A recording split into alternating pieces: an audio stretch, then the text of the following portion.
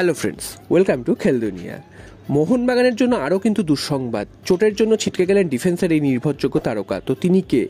এছাড়াও Mohun Bagan coach Juan ফার্নান্ডোকে কিন্তু show cause করেছে মোহনবাগান ম্যানেজমেন্ট। তো তার উত্তরে জুয়ান ফার্নান্ডো কী বলেছেন সেটাই কিন্তু জানাবো এই ভিডিওতে। পুরোটা জানার জন্য অবশ্যই ভিডিওটা শেষ অবধি তোমরা চোখ রেখো। আর তোমরা যারা এই চ্যানেলে নতুন এসেছো চ্যানেলটাকে সাবস্ক্রাইব করে দাও, পাশে থাকা বেল আইকনটাতে প্রেস করে দাও এবং লাইক কমেন্ট শেয়ার করতে কিন্তু একদমই ভুলো না। তাহলে চলো দেরি না করে মেন টপিকটা শুরু করা যাক। তো গত পরপর 2 ম্যাচে মোহনবাগানের হারের পর প্রশ্ন উঠেছে জুয়ান ফার্নান্ডোকে নিয়ে।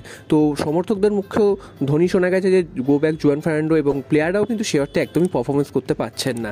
তো হঠাৎ করেই মোহনবাগানের কিন্তু পারফরমেন্স একদম তলানিতে এসে ঠেকেছে এবং সমস্ত প্লেয়ারই প্রায় চোট আঘাতগ্রস্ত এবং কার্ডের জন্য কিন্তু মাঠের বাইরে রয়েছে।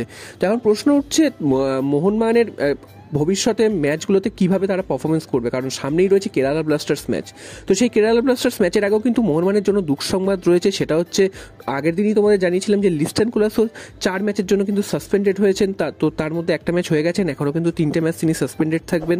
এছাড়াও কিন্তু ডিফেন্সের জন্য আরও কিন্তু খারাপ খবর রয়েছে, যেটা হচ্ছে ব্র্যান্ডন হ্যামিল। তিনি কিন্তু চোট পেয়ে মাঠের বাইরে আগের দিন চলে গেছিলেন, যার জন্য কিন্তু 25 মিনিট মোহনবাগানকে 10 জনে খেলতে হয়েছিল। তো ব্র্যান্ডন হ্যামিলের যে চোটের খবর পাওয়া যাচ্ছে সেটাও কিন্তু মারাত্মক। সেটাও কিন্তু তাও তিনি প্রায় 20-25 দিন কিন্তু মাঠের বাইরে থাকতেন বলেই খবর পাওয়া যাচ্ছে। তো আর কিন্তু আইএসএল এর একটা ম্যাচ রয়েছে মোহনবাগানের এই মুহূর্তে, তারপর কিন্তু কিছুদিন বন্ধ থাকবে এবং সুপার কাপ রয়েছে। তো সেখানেও কিন্তু মোহনবাগান সমস্যায় পড়বে যদি ব্র্যান্ডন হ্যামিলের সার্ভিস না পান। তো ব্র্যান্ডন হ্যামিলের চোটটা কিন্তু সেরকমই শোনা যাচ্ছে যে গুরুতর, তাও 20-25 দিনের জন্য তিনি কিন্তু বাইরে থাকবেন। তো এইটা যদি হয় তাহলে মোহনবাগান ডিফেন্সের উপর কিন্তু আরও চাপ বাড়বে, কারণ হেক্টর ইউসতে আগের দিন ছিলেন না এবং আশিস রায় ছিলেন না। তার ফল কিন্তু আমরা দেখতেই পেয়েছি, 4-1 গোলে মোহনবাগান হেরেছে।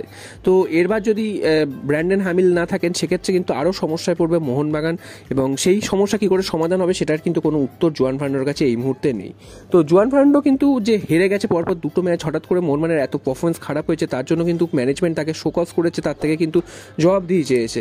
তো সেখানে জুয়ান ফার্নান্ডো জানিয়েছেন যে এতগুলো ম্যাচ পরপর তাকে খেলতে হচ্ছে, সেটা কিন্তু মোহনবাগানের জন্য এটা খুব ভাইটাল হয়ে যাচ্ছে। এবং এই কদিনের মধ্যে অনেকগুলো ম্যাচ মোহনবাগানকে খেলতে হয়েছে, যেখানে গোয়া কিন্তু লাস্ট 14 তারিখ খেলেছে, তারপর কিন্তু 23 তারিখে এসে তারা ম্যাচ খেলেছে। তো সেটা একটা ফ্যাক্টর। এছাড়াও মোহনবাগানের ম্যাক্সিমাম প্লেয়ার কিন্তু চোট আঘাতগ্রস্ত হয়েছে, যেটা কিন্তু জুয়ান ফার্নান্ডোকে সমস্যায় ফেলছে। তো এখানে ম্যানেজমেন্ট প্রশ্ন করেছে তাহলে জুয়ান ফার্নান্ডো কেন ব্যাকআপ কোনো প্লেয়ার নেননি সেই সব পজিশনে, যেমন আনোয়ার আলীর পজিশনে কেন ব্যাকআপ প্লেয়ার নেননি। তো এইগুলো প্রশ্ন করাতে জুয়ান ফার্নান্ডো কিন্তু তিনি কোনো উত্তর দিতে পারেননি, এবং জুয়ান ফার্নান্ডোর উপর কিন্তু চাপ বাড়ছে, কারণ কেরালা ব্লাস্টার্সের সাথে ম্যাচটাও কিন্তু গুরুত্বপূর্ণ। কেরালা ব্লাস্টার্স এই মুহূর্তে দারুণ ছন্দে রয়েছে। আগের দিনই কিন্তু মুম্বাই সিটি এফসিকে 2-0 গোলের ব্যবধানে হারিয়ে তারা কিন্তু কলকাতায় খেলতে আসছে, এবং মোহনবাগান পরপর 2টো গুরুত্বপূর্ণ ম্যাচ হেরে গেছে। তো সব মিলিয়ে কিন্তু জুয়ান ফার্নান্ডোর উপর প্রচণ্ড চাপ। এই ম্যাচটা যদি মোহনবাগান জিততে না পারে বা কোনো খারাপ রেজাল্ট হয় সেক্ষেত্রে কিন্তু জুয়ান ফার্নান্ডোর উপর কোপ পড়তে পারেই বলে মনে করা হচ্ছে। যদিও ম্যানেজমেন্ট এখনও জানিয়েছে যে জুয়ান ফার্নান্ডোর উপরই তারা আস্থা রাখতে ইচ্ছুক, কারণ সামনেই রয়েছে সুপার কাপ। তো এই মুহূর্তে কোচ চেঞ্জ করলে কিন্তু সুপার কাপেও তার একটা প্রভাব পড়তে পারে। তাই জন্য এখনই কিন্তু ম্যানেজমেন্ট সেভাবে কিন্তু বলছে না যে জুয়ান ফার্নান্ডোকে তারা সরিয়েই দেবে। তবে যদি মোহনবাগান পারফরমেন্স ভালো না করতে পারে তাহলে কিন্তু জুয়ান ফার্নান্ডোকে কিন্তু বাদ দেওয়া হবে, এবং সেক্ষেত্রে কিন্তু হাবাসকে আমরা কোচের আসনে দেখতে পেতে পারি। এবং হাবাসও কিন্তু চলে আসে জানুয়ারিতে। তো হাবাস চলে আসার পর জুয়ান ফার্নান্ডো আর ঠিক মতন কাজ করতে পারবেন কিনা সেটা নিয়েও কিন্তু একটা সংশয় রয়েছে, কারণ হাবাস যদি মাথার উপর থাকেন এবং জুয়ান ফার্নান্ডোর সাথে হাবাসের সম্পর্ক ভালো নয়। তো দেখা যাক শেষ পর্যন্ত জুয়ান ফার্নান্ডোর চাকরি কতদিন থাকে বা মোহনবাগান আদৌ আর ভালো পারফরমেন্স করতে পারে কি।